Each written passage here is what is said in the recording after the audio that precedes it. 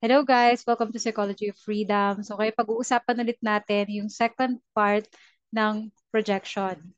May part 2 kasi, 'di ba? Projection is a little bit complex and can be hard for people to understand. Kaya I'll explain it further.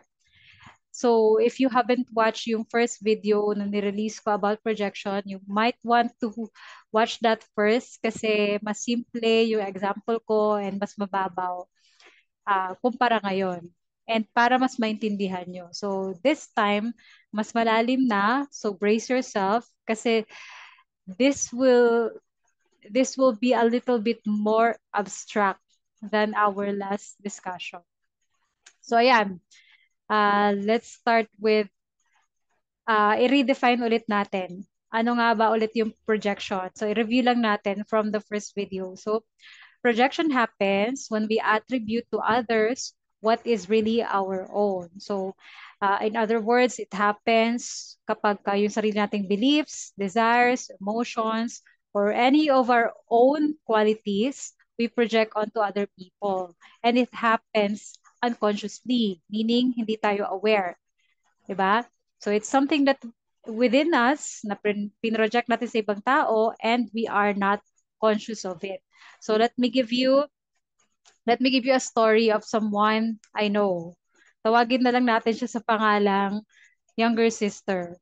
So, etong si younger sister, meron siyang older sister.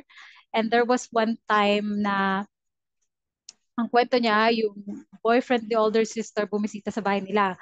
So, syempre, ang ginawa ni younger sister, nag-hi, nag-hello, and syempre, nag-smile as a friendly gesture.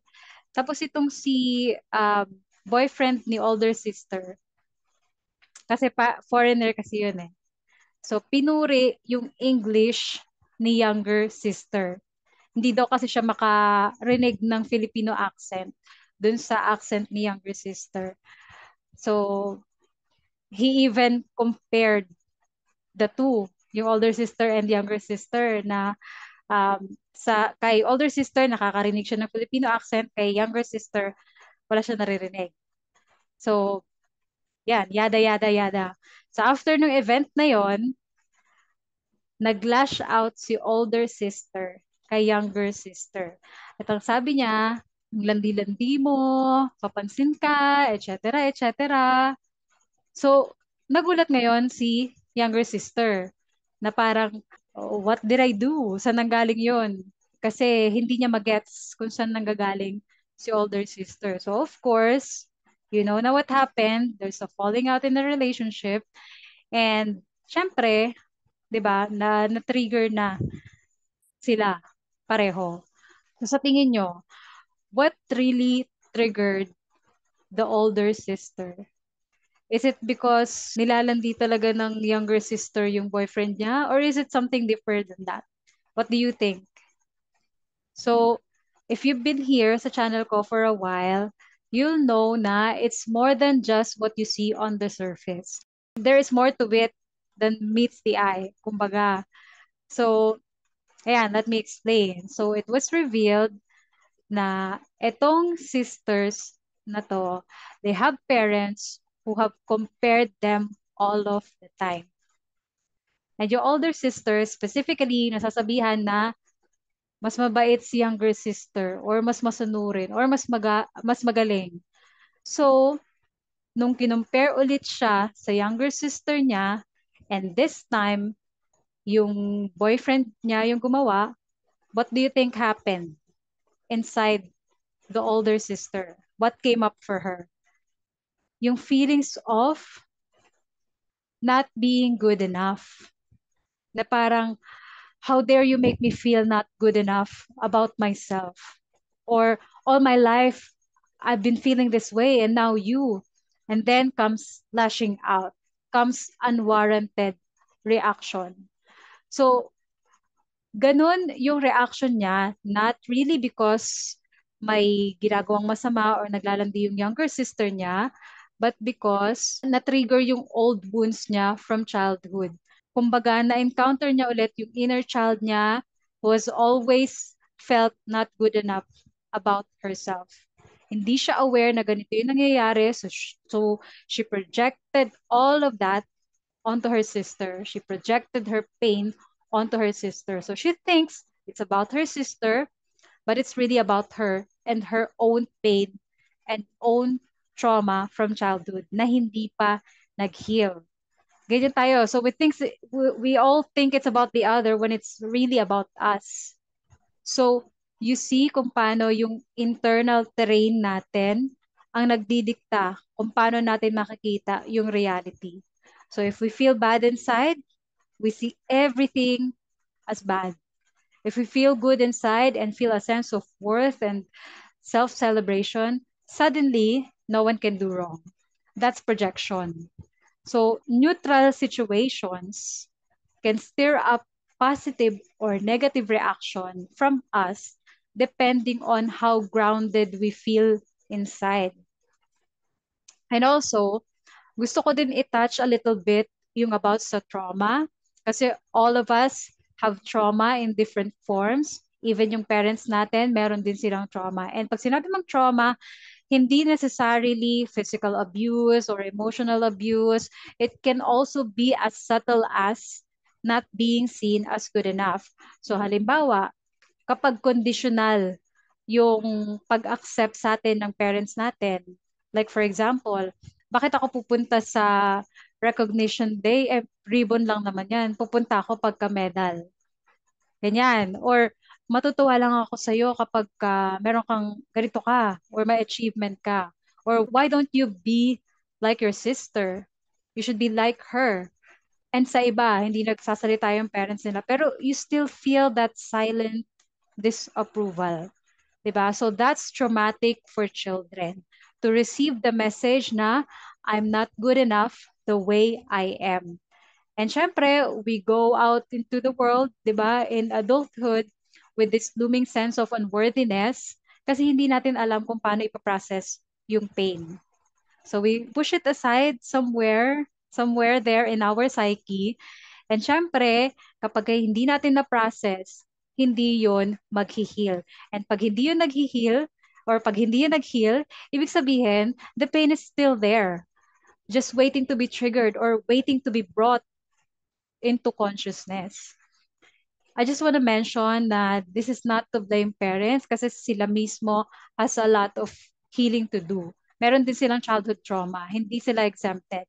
Lahat tayo meron. And ang totoong purpose ng video na to is not to point fingers but to bring awareness. Kasi healing only happens kapag naging aware tayo, pinrases natin kung ano talaga yung nangyayari sa psyche natin. So again and again, I've touched upon this sa iba kong videos. How does one heal? Ano ba yung proseso ng pag-heal? Siyempre, alam niyo na to, awareness. Again and again, until the end of time, first step would be awareness. This is the very purpose of psychology. Or psychoanalysis to bring to the conscious kung ano man yung mga nasa unconscious, to pull it out and bring it to life. And syempre, at the beginning, kailangan mo talaga ng tulong, kailangan mo ng help of someone who knows how to do this, who knows something about psychology, di ba? Kaya nga may mga psychologists and therapists, di ba? Kasi mahirap malaman tong mga to on your own.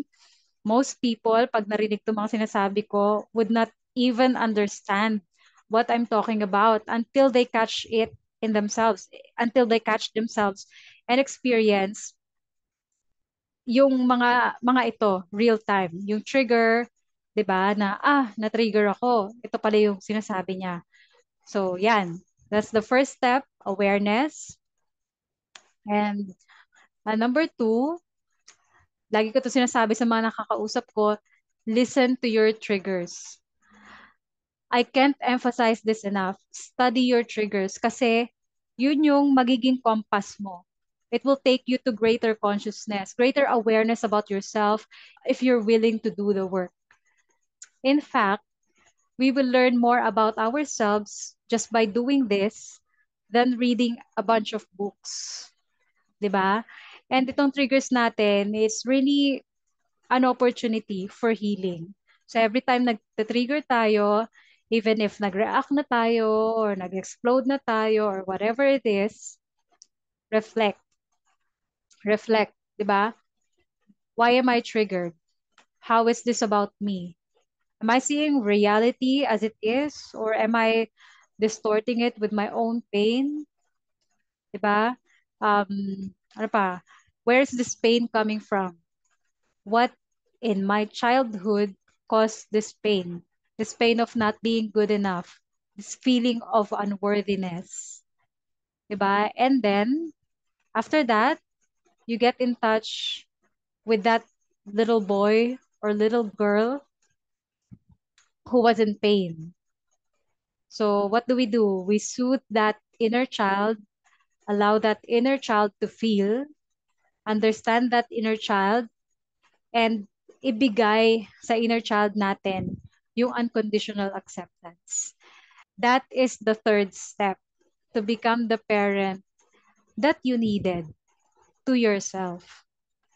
Then we come back to center, back to the state of balance. So yeah, and that's how we process yung old wounds, old trauma. It takes a lot of introspection every time na nat-trigger tayo.